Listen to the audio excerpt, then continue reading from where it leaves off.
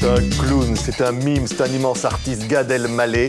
The Dream Tour, Gad Elmaleh. Ça y est, le rêve se réalise. Vous partez à la conquête du monde. Bonjour. Ouais, c'est fou ce qui se passe. C'est la suite en fait de ce qui s'est passé avec American Dream, qui était mon spectacle en anglais. Et l'American Dream, puisque c'était un spectacle qui était donné en anglais, qui est passé sur Netflix dans le monde entier, me permet aujourd'hui d'aller jouer dans plein d'endroits où j'aurais jamais pu me produire, puisque c'est en anglais et que c'est un public international. Aujourd'hui, c'est possible. Donc, le American Dream est devenu le Dream Tour, le World Tour. Et c'est vraiment... Oh, Gad, on vous voit assis sur le globe terrestre. Ça y est, hein. Ça l'affiche. Ouais, c'était un clin d'œil à ce rêve d'enfant aussi que j'avais, quoi, de parcourir le monde pour les voyages, pour découvrir, pour la curiosité, mais là aujourd'hui pour aller raconter mon histoire en anglais dans des villes que j'aurais jamais pu faire en français. Ouais. Alors on va parler de ces villes, on va parler de ce voyage. Vous nous faites rêver. On peut regarder un petit bout du spectacle de Gad, un petit pourboire, tiens, pour la route. Allez, c'est culturel ça d'ailleurs le pourboire. In America, they tip. People tip. They have no problem. French people don't like to tip. Even if they've been living here in the US for 35 years, whenever they see the bill coming, oh my God, they act as if they've never seen that before. Alors, Bruno, ok, alors, wait, quoi 15? Oh, 15%. Ah, t'exagères, ah non, oh. What? 20? Oh, voilà, 20%? Oh, bah dis donc, 20,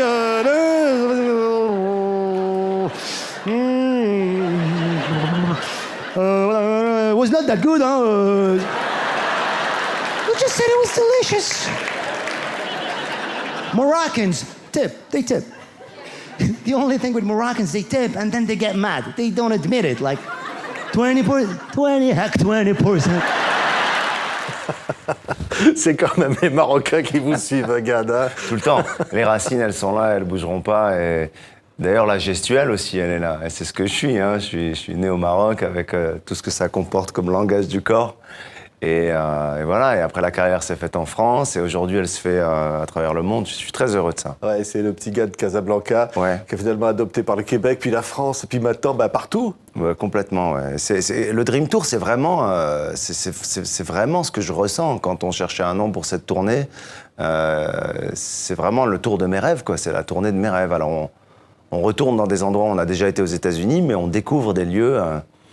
Jamais j'aurais pu croire que je jouerais mon spectacle à Shanghai ou à Singapour ou même à Stockholm ou à Berlin. Ouais, on voit défiler les dates, hein. C'est incroyable. Il y a des endroits pas possibles. Alors Berlin, Amsterdam, ça commence comme ça, Stockholm. Oui. Puis après, ça va être la tournée des États-Unis, oui, les Dubaï. États-Unis, ouais. Et ce qui est très surprenant aux États-Unis, c'est que je pensais que... C'est vraiment très très surprenant le public que j'ai de plus en plus aux États-Unis, parce que je pensais que ça allait être évident. Alors que Washington, parce que c'est cosmopolite, tout de suite ça allait remplir. Oui, ça l'est, mais moins que d'autres villes. Par exemple, là on retourne pour la 3e fois à Portland, dans l'Oregon. Je ne sais pas pourquoi ça marche là-bas. Je ne peux pas vous dire. Portland, Vancouver au Canada, on y retourne je crois pour la 5e fois. Et c'est vraiment un vrai bonheur. Bon, alors Chicago, bien sûr, on y retourne beaucoup. Détroit, on m'a demandé de faire un show à Détroit. J'ai jamais été, j'y vais pour la première fois. Et bien sûr, il y a les villes qu'on connaît un peu mieux, comme New York, Boston, et sur la côte ouest, Los Angeles. Mais c'est vrai qu'il y a plein de villes que je découvre, quoi. C'est un rêve fabuleux, pouvoir jouer comme ça, rencontrer tous les publics sur la planète. Oui, et raconter mon histoire à des publics... alors, il y aura des expatriés, bien sûr, et ceux qui nous regardent aujourd'hui sur TV5, d'ailleurs, je vous remercie, parce que à chaque fois que je fais des apparitions sur TV5, c'est dans le monde entier qu'on m'en parle, donc ça me touche. Ce sont des gens qui sont des francophones, des francophiles, des anglophiles, des anglophones. Il y a un mélange qui est génial, qui regarde TV5 et qui vient me voir. Et à l'image de ce public-là, je pense que le public de mes spectacles, il est très, très, très, très divers, très, très étonnant, quoi. Oui. Il y a des locaux qui sont francophiles, il y a des francophones qui sont nés aux États-Unis, de la nouvelle génération, des Marocains, beaucoup, qui parlent soit arabe, soit anglais, pas français. Donc il y a la génération du milieu qui a sauté parce qu'ils n'ont pas vécu au Maroc. Donc c'est très surprenant. Oui, et d'autres communautés, je peux pas... Pour la première fois, par exemple, à Berlin, des villes où vous n'êtes jamais allé. Jamais. Même en tant que touriste. Alors, je suis très, très heureux parce que je vais prendre un peu de temps pour rencontrer des gens. On a tout un programme aussi qui est prévu où je vais rencontrer les humoristes de chaque pays. Ça me tient à cœur. J'ai envie de comprendre la culture à travers l'humour de chaque pays. J'ai envie de savoir qui est le numéro 1 des humoristes suédois. Vous le connaissez pas encore? Non. C'est qui? S'il nous entend, il peut Je le téléphoner. salue là. en suédois. Mais j'ai envie de savoir qui est le plus grand comique chinois, vous vous rendez compte? Ah oui. Il doit remplir des stades immenses. Oui, ça fait impressionnant. Hein. Donc il y a tout un programme comme ça aussi, et puis c'est très excitant de faire le tour du monde avec le métier qu'on aime le plus au monde. Et puis après, quand j'aurai fini tout ça, je retravaillerai sur un spectacle en français. Ouais. Mais se dire au fond, l'humour, il y a quelque chose d'universel. Complètement. Et plus il est personnel, plus je parle de mes racines, de mes origines, de ma vision en tant qu'expatrié aux États-Unis, et plus ça marche, même chez les Américains. On aurait tendance à penser que les Américains n'arrivent pas à connecter parce qu'on parle de choses qui sont la vision d'un étranger. Mais ça leur parle, parce que c'est un regard sur le langage, c'est une déconstruction permanente que moi j'ai sur leur culture, sur des choses qui sont tellement établies, tellement solides, qu'ils n'ont pas l'impression qu'on... Enfin, ils se disent, j'y avais jamais pensé, quoi. Ouais, ouais. Et puis il y a ce côté visuel incroyable chez vous, Gad. Je le disais, ce côté mime. Finalement, le texte est là. Oui, mais on c'est vous important. regarde. C'est important et c'est aussi, je pense, qui a fait que le public américain m'a découvert en tant qu'artiste différent. Et il y a d'énormes artistes américains que j'admire beaucoup, mais la tradition, on va dire, qu'on a ici en Europe, qu'on a en Méditerranée du corps, du langage du corps, du mime, ce côté-là, il le pratique pas beaucoup, à part certains humoristes comme Sébastien Maniscalco aux États-Unis. Les autres, ils le font pas beaucoup. Donc dès qu'il y a un gars qui a un peu de gestuelle, waouh, il sort du lot, quoi. On dit c'est qui? Il sort d'où, quoi? Et ça, encore une fois, c'est les origines, quoi. Ouais. Si tu m'attaches les mains, Ouais. je deviens muet, quoi. Est-ce que le petit gamin, le petit Gad, qui presque commence Est-ce que tu comprends? Ouais.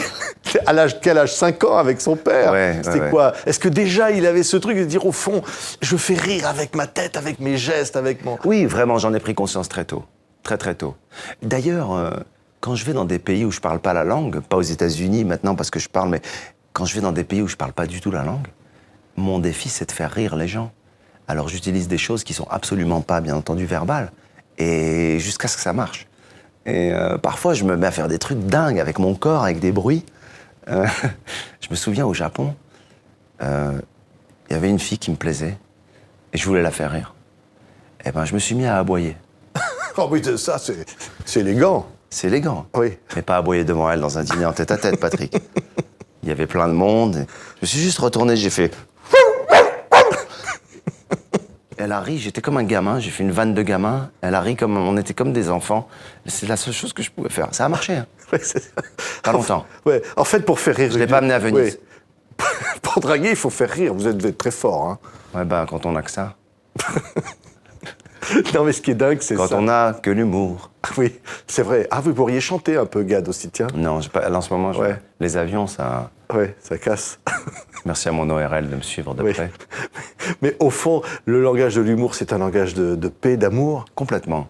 On peut parler de tout et on peut rassembler. Moi, je sais que dans des salles, que ce soit en France ou ailleurs, j'ai vu souvent des gens de toute religion, de toute nationalité confondue, vraiment communier pour aller pour rire en même temps, quoi. C'est magique, hein, de faire rire tout le monde en même temps. C'est une émotion qui est... Je sais plus quel humoriste disait ça, c'est que au moment où tout le monde rit, il y a une petite fenêtre comme ça dans l'âme de chacun qui s'ouvre. Et il disait, profitez-en pour faire passer des choses positives, quoi. Pour élever un peu les gens, quoi. Et ça me touche énormément de penser à ça, qu'on puisse Ouais. se mélanger dans une salle pour pouvoir faire rire les gens, quoi, et qu'ils puissent aussi oublier le temps d'un spectacle, la difficulté de ce qu'on peut vivre tous les Ouais. jours, chacun dans sa ville, dans son pays, avec les tracas du quotidien, quoi. Mais si je veux dire quelque chose, je pense que vous êtes le premier à faire ça, Gad Elmaleh. À faire rire, À traverser le monde. à faire humoriste. À traverser Non, il y a à plein. porter l'humour Ben- comme ça, partout. Parce qu'au fond, un message très fort Ça dans ce monde tellement dur aujourd'hui. Oui, oui. Peut-être en tant qu'humoriste francophone, d'avoir fait le pas de me remettre totalement en question et d'avoir appris l'anglais pour pouvoir jouer, je pense. Il y a un humoriste à qui je dois quand même rendre hommage qui l'a fait avant moi. C'est Roland McDan. Ouais. Il est parti aux États-Unis, il a fait les premières parties de Jay Leno, il a fait de la scène, il a fait même des téléfilms en anglais. Il l'a pas fait longtemps, je crois. Et il est revenu en France. Mais il l'a fait quand même avant moi, en anglais. Je pensais à Thierry Leluron, mais Thierry Leluron, c'était différent. Thierry Leluron a fait le Carnegie Hall, il a fait des grandes salles mythiques pour les expatriés français. C'était une immense star. Mais Roland McDan a essayé des choses en anglais. Mais je pense qu'avec la nouvelle génération de stand-uppers plutôt, qui font du stand-up à Paris et partout en France aujourd'hui, on va avoir des jeunes qui vont se mettre à l'anglais parce que c'est beaucoup plus naturel aujourd'hui. Ils sont en rapport avec toute la culture américaine de par les chaînes de télé, Internet. Et aujourd'hui, je vois dans des comédie clubs à Paris des jeunes qui connaissent tous les humoristes américains. C'était pas le cas des mecs de ma génération. Avec Jamel, Eric et Ramsey, on connaissait pas les Américains. Ouais. Alors que là, mon fils de 17 ans, il connaît les Américains. Et puis les humoristes de 18 ans, aujourd'hui, ils les connaissent. Ce qui est incroyable, c'est cet incroyable talent d'observation. Et qu'au fond, se nourrir du monde entier comme ça, pour alimenter l'humour, pour rire de soi. Complètement. D'observer surtout. C'est ce qui me plaît le plus. Si vous me donnez le choix entre passer une soirée à regarder les gens quelque part, à les observer, ou je sais pas, un autre plan avec des dîners, je préfère regarder les gens, moi. D'ailleurs, c'est très embêtant pour les gens qui dînent avec moi au resto, parce que j'ai toujours une oreille là, et une là, j'en ai 3. Et 3 oreilles. Le gars a fait 3 Ouh là là. oreilles quand même. Ah, derrière moi, il y a le monde, carrément. Voilà, Ouais, je c'est comprends. bien. Avec C'est bien. 3 oreilles. Vous m'avez mis le monde. Alors la tournée va commencer. Alors, Gad, non, ça commence où Eh ben, alors la tournée va commencer où? La Ouais, tournée. voilà. En fait. Alors, là, c'est pas la quoi? météo, hein. Non, pas du tout. En fait, moi, je suis né là. Après, j'ai déménagé à Montréal, sur la East Coast. Après, je suis revenu en France. Après, j'étais à Los Angeles. Je fais la tournée des États-Unis. Et après, on va un peu, on va un peu par là. Donc, il y aura de l'humour par là et une perturbation Ouais, une grosse perturbation sur la planète. cyclonique. Une grosse perturbation de rire. Voilà. Un grand éclat de rire sur la planète. Qu'est-ce que ça fait du bien, Gad. J'ai hâte. On en avait besoin. Ça commence, que- ça commence dans 2 jours à Anvers. Ouais. Je n'ai jamais joué à Anvers, c'est la première fois que j'y joue en anglais. Antwerpen. Antwerp ou Antwerpen? Copenhagen. Et alors, qu'est-ce que, Gad, quand vous arrivez dans une ville, vous débarquez, qu'est-ce que vous faites là, vous Je dites, m'inspire très très vite de ce qui se passe. J'ai un défi en ce moment, c'est d'apprendre un mot dans chaque langue de chaque pays où je vais. J'ai vraiment envie de parler d'un seul mot qui me marque, qui va me faire rire, pas n'importe lequel. Je vais parler avec les gens, j'ai envie de savoir à Copenhague un mot. Déjà, à Amsterdam, il y a un mot qui me plaît.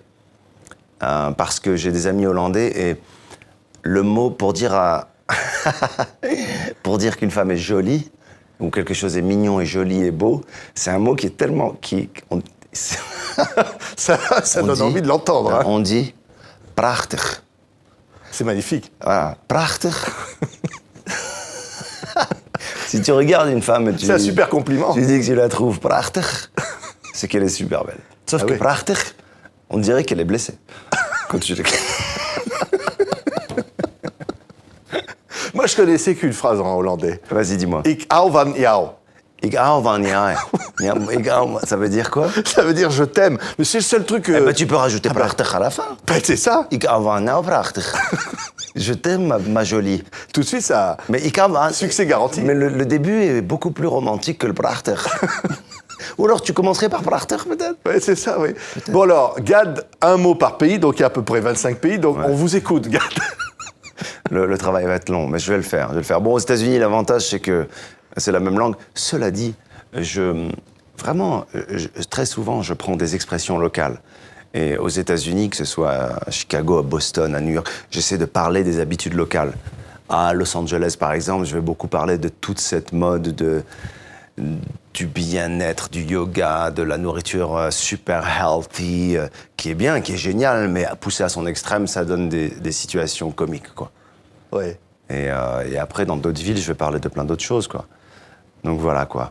Portland, je sais pas de quoi je vais parler. Ah ben, Portland, il y a plein de sujets à Portland. Je les connais pas, mais j'imagine. Vancouver. Ah ben, Vancouver. Ben voilà, Détroit. Aussi. Détroit, à tous les amis qui habitent à Détroit et à Chicago, hein. Alors, si vous avez des idées... Chicago, la Écoute. spécialité, c'est un groupe de comédie qui s'appelle Second City, et c'est les improvisateurs, c'est des champions de l'impro, et c'est né là-bas dans cette ville, et c'est une ville de comédie très très importante, Chicago. Vancouver, la nature, c'est une ville verte, c'est une ville qui œuvre énormément pour l'environnement et le froid, qui travaille beaucoup pour le froid. Mais oui, il faut y aller en été. Ouais, mais on choisit pas les dates. Ah, en tout cas, je suis très touché parce que les demandes qu'on a eues de tous ces pays-là, juste après que le show soit diffusé sur Netflix dans le monde entier, me touchent énormément. On a encore des demandes. Là, je vais probablement aller en Inde et j'ai hâte, quoi. Ce sera juste après la tournée parce que c'est arrivé après la demande. Et il y a même des pays où on n'a pas pu aller parce que c'est des voyages tous les jours, quoi. Mais voilà, c'est cool. En tout cas, c'est bien de s'arrêter ici par TV5 et je salue tous les gens qui nous regardent. Moi, je fais partie de ceux qui regardent TV5 quand je suis Et quand vous voyagez beaucoup. ailleurs. Donc voilà. Donc je m'adresse à eux et puis je leur dis, venez, retrouvez-moi aux États-Unis ou ailleurs, dans une salle près de chez vous, pour une soirée sous le signe de l'humour. Prachtig. Merci Gad Elmaleh. Prachtig. Non mais vraiment, Dream Tour, c'est vraiment le rêve. Imaginez que vous allez faire éclater de rire des gens I hope so. de pays différents, de cultures différentes. Ils vont tous rigoler au même truc. C'est ça le rêve universel. Ensemble, complètement, complètement. Hein? Vous êtes notre bienfaiteur. Vous allez sauver la Terre. Amen. Il s'appelle Gad Elmaleh. Il va passer par chez vous, c'est sûr. C'est sûr. Courez. Courez et l'approchez. Merci Saint-Patrick. Hein? Merci Gad Elmaleh. Merci beaucoup. Merci.